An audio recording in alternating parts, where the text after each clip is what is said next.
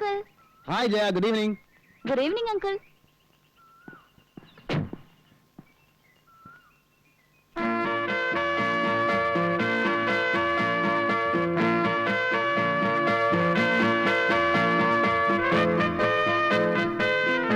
പെൺകുട്ടികളുടെ വളർച്ച ദിവസം തോറുവാണെന്ന് കേട്ടിട്ടുണ്ട്. പക്ഷെ നിന്റെ വളർച്ച നിമിഷം തോറുവാ. ഓരോ നിമിഷം കഴിയും തോറും നീ കൂടുതൽ സുന്ദരിയായിട്ട് വരിക. എന്താ ഇതിന്റെ ഒരു രഹസ്യം? ഈ അങ്കിൾ എപ്പോഴും എന്നെ കളിയാക്കും. അയ്യോ അല്ല, മേനകയെ കണ്ടപ്പോ വിശ്വാമിത്രന്റെ തപസ്സിളകി എന്ന് പറയുന്ന കഥ കള്ളക്കഥയൊന്നും അല്ല. അല്ലെങ്കിൽ വല്ല കല്ലോ മരോ ഒക്കെ ആയിരിക്കണം. ഞാനൊന്നും അങ്ങനെ അല്ലല്ലോ, ചോരത്തിളപ്പുള്ള ഒരു യുവാവല്ലേ. മാത്രമല്ല അങ്കിൾ കാണാൻ നല്ല സുന്ദരനാണ്. ആണോ? ആ, ആര് കണ്ടാലും ഒന്ന് നോക്കിപ്പോവും. ഈ സൗന്ദര്യത്തിലൊന്നും ഒരർത്ഥമില്ല കുട്ടി. ഒരു 10 വർഷം കഴിയുമ്പോൾ എനിക്ക് 40 വയസ്സാകും, നിനക്ക് 25 വയസ്സാകും. എന്ന് വെച്ചാൽ ജീവിതത്തിലെ സുവർണ കാലം നമ്മളെ വിട്ടു പോകുന്നു എന്നർത്ഥം. അത് വെറുതെ പാഴാക്കി കളയണോ? ഞാൻ പാഴാക്കില്ല. അപ്പൊ പിന്നെ എന്നെ ഒറ്റപ്പെടുത്താണോ? ഇല്ല, അങ്കിളും കൂട്ടാം. പോട്ടെ അങ്കിൾ. അങ്ങനെ അങ്ങ് പോയാലോ? ജയ ഇതുവരെ എന്റെ വീട്ടിൽ വന്നിട്ടില്ലോ. വന്നാ ഒരു കാപ്പിയെ കുടിച്ചിട്ട് പോവാം. ഇന്നില്ല, ഇനി ഒരിക്കൽ വരാം. മതി, ധൃതിയില്ല. ഞാൻ ജയക്കൊരു സമ്മാനം തരുന്നുണ്ട്. എന്താ? ഒരു പച്ച മരതക കല്ല് വെച്ച സ്വർണ്ണ നെക്ലസ്. അയ്യോ, വീട്ടിലറിഞ്ഞ എന്നെ കൊന്നു കുഴിച്ചു മൂടും. അതിന് വീട്ടിൽ അറിയണ്ടെന്നേ, അല്ലെങ്കിൽ റോൾഡ് ഗോൾഡ് ആന്ന് പറഞ്ഞാ മതി. എന്താ? ശരി. ഞാൻ പോട്ടെ അങ്കിൾ. എടാ എന്താടാ, എന്ത് പറ്റി?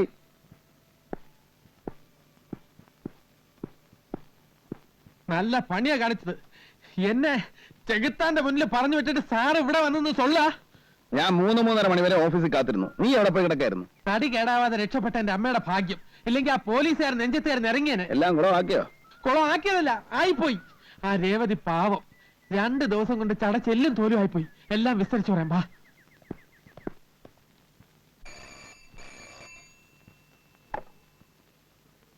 Yes, women's hostel. മേറ്റിനാണ് സംസാരിക്കുന്നത്. നിങ്ങൾ ആരാണ്? രേവതിയുടെ ഫാദറാണ് ഗംഗാധരൻ നായർ. കൊച്ചിയിൽ നിന്ന് STD ആണ്. രേവതിയെ വിളിക്കണോ? വേണമെന്നില്ല, ഇപ്പൊ സ്റ്റഡി ടൈം അല്ലേ, അവള് പഠിക്കട്ടെ. ഞാൻ അവളുടെ കാര്യങ്ങൾ അറിയാൻ വേണ്ടി വിളിച്ചതാണ്. അവളെ നാട്ടിൽ പഠിക്കുന്നുണ്ടോ? പഠിക്കാൻ മോശമില്ല, പക്ഷെ ഈയിടെയായിട്ട് ചില അഫയേഴ്സ് ഒക്കെ ഉള്ളതായിട്ട് അറിഞ്ഞു. കുടുംബത്തിന് ചീത്തപ്പേരുണ്ടാക്കി വെച്ചോ? കൊല്ലും ഞാൻ അവളെ. ഞാൻ ഇപ്പൊ തന്നെ പുറപ്പെട്ടു വരണോ? വേണ്ട, ഞാൻ വളരെ സ്ട്രിക്റ്റ് ആയിട്ട് പറഞ്ഞിട്ടുണ്ട്. കുറെ കത്തുകൾ ഞാൻ പിടിച്ചു വെച്ചിട്ടുണ്ട്, അത് ഞാൻ നിങ്ങൾക്ക് അയച്ചു തരാം. വേണ്ട, എനിക്കൊന്നും കാണണ്ട. കണ്ടാൽ ആ ദേഷ്യത്തിന് ഞാൻ അവളെ 2 കഷണമാക്കും. അവളുടെ പഠിപ്പ് ഞാൻ അവസാനിപ്പിക്കും. അതൊക്കെ സിസ്റ്റർ തന്നെ എടുത്ത് നശിപ്പിച്ചേക്ക്. പിന്നെ വരുന്ന കത്തുകളൊക്കെ സെൻസർ ചെയ്തിട്ട് കൊടുത്താൽ മതി. ശരി. വിസിറ്റേഴ്സിന് ആരെയും അനുവദിക്കണ്ട. എന്തെങ്കിലും ആവശ്യം വന്നാൽ എന്റെ ഒരു കസിനുണ്ട്, അയാളെ അറിയിച്ചാ മതി. വിഷ്ണുനാരായണൻ എന്നാണ് പേര്. പ്ലാന്റർ ആണ്. ഓ, വിഷ്ണു താങ്കളുടെ കസിനാണോ? വിഷ്ണുവിനെ ഞാൻ അറിയും. ഈ ഹോസ്റ്റലിന്റെ അഡ്വൈസറി കമ്മിറ്റി മെമ്പറാണ് അദ്ദേഹം. ഓഹോ, എങ്കിൽ സിസ്റ്റർ ഒരു ഉപകാരം ചെയ്യണം. ഇപ്പോൾ തന്നെ വിഷ്ണുവിനെ വിളിച്ചൊന്ന് പറയണം, അവളെ ഒന്ന് ഉപദേശിക്കാൻ. പുറത്തു വിടണമെങ്കിൽ വിഷ്ണുവിന്റെ ഒപ്പം വിട്ടാൽ മതി. ഓക്കെ, STD ആണ്. നിർത്തട്ടെ. Thank you sister. കലക്കിട്ടോ, സമ്മതിച്ചിരിക്കുന്നു. ഈ മൂരാച്ചികളെയൊക്കെ വിറ്റ് കാശ് നമ്മുടെ കയ്യിലില്ലേ ഗോപാല? ഏറ്റാതെ ഇപ്പൊ വരും ഫോൺ. കണ്ടോ? Hello, Vishnu here. നമസ്കാരം സിസ്റ്റർ. ഞാനിപ്പോ ഓഫീസിൽ നിന്ന് വന്ന് കയറിയതേ ഉള്ളൂ. എന്താ വിശേഷിച്ച്? കൊച്ചിയിൽ നിന്ന് ഗംഗാധരനായിട്ട് വിളിച്ചിരുന്നു. അപ്പോഴാണ് അറിയുന്നത് നിങ്ങൾ കസിനാണെന്ന്. ഓഹോ, ഏട്ടൻ എന്താ വിശേഷിച്ച്? ഞങ്ങളുടെ ഒരു കുട്ടി അവിടെ ഉണ്ട്, രേവതി. അവളുടെ ഒരു കാര്യം സംസാരിക്കാനുണ്ടായിരുന്നു. മിസ്റ്റർ വിഷ്ണുവിന് നാളൊന്നും ഇവിടെ വരെ വരാൻ അസൗകര്യം ഉണ്ടാവുമോ? നോക്കട്ടെ. നോക്കിയാ പോരാ, വരണം, അത്യാവശ്യമാണ്. ഓക്കെ സിസ്റ്റർ, നാളെ രാവിലെ ഓഫീസിലേക്ക് പോകുന്ന വഴി ഞാൻ അവിടെ വരാം. Thank you. എപ്പടി ഗോപാലകൃഷ്ണ.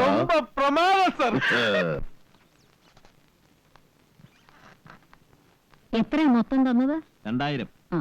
ഇത് 1550 രൂപയുടെ റെസിറ്റ്, ബാലൻസ്. എന്റെ കുട്ടികളൊക്കെ നന്നായിട്ട് പഠിക്കുന്നുണ്ടല്ലോ. എല്ലാവരും നന്നായി പഠിക്കുന്നുണ്ട്. കോഴിക്കോട്ട് കയറിയ ഒരു നമ്പൂരി കുട്ടിയില്ലേ, ഇന്ദു, ആ കുട്ടി എല്ലാത്തിനും മിടിക്കുക, പഠിക്കാനും പാട്ടിനും ഡാൻസിനും ഒക്കെ. ഇത്തവണ യൂണിവേഴ്സിറ്റി യൂത്ത് ഫെസ്റ്റിവലിന് വിടണമെന്ന് വെച്ചിരിക്കുക. എന്റെ കുട്ടികളെയൊക്കെ നന്നായിട്ട് നോക്കിക്കൊള്ളണം. കണക്കില്ലാത്ത പണമുള്ളത് കൊണ്ടല്ല ഞാനിതൊക്കെ ചെയ്യുന്നത്. പിന്നെ മനസ്സിന്റെ ഒരു തൃപ്തി. ഇവരൊക്കെ രക്ഷപ്പെട്ടാൽ ഓരോ കുടുംബമാണ് രക്ഷപ്പെടുന്നത്. നിങ്ങൾ ചെയ്യുന്ന പുണ്യത്തിന് ദൈവം നിങ്ങൾക്ക് തരും. ഓ. തരുന്നുണ്ടല്ലോ.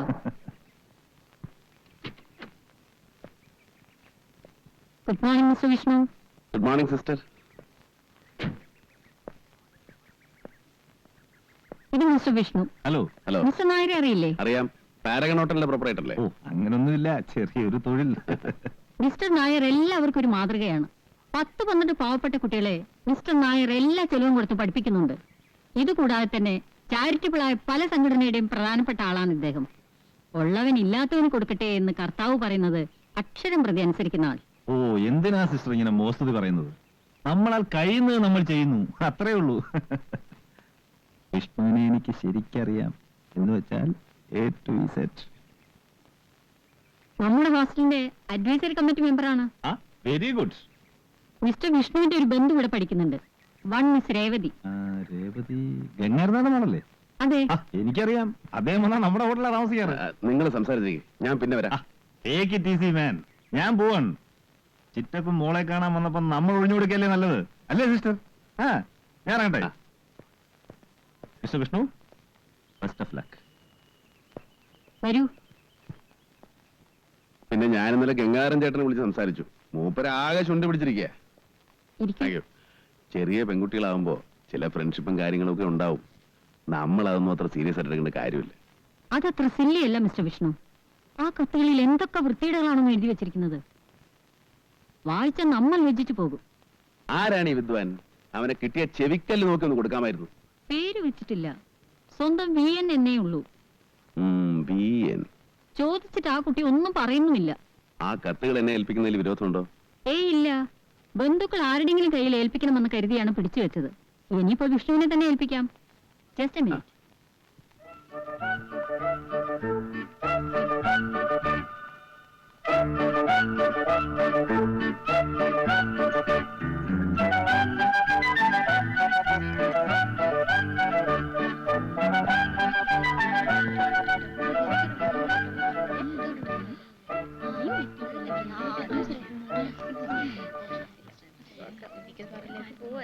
മിസ്റ്റർ വിഷ്ണു, ആ.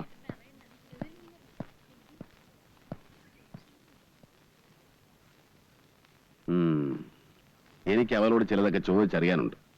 ഇന്നും നാളെയും ക്ലാസ് ഇല്ലാത്ത സ്ഥിതിക്ക് ഞാൻ അവളെ വീട്ടിലേക്ക് കൊണ്ടുപോയിട്ടെ. മൺഡേ കൊണ്ടുവന്ന് വിടാം. Oh yes.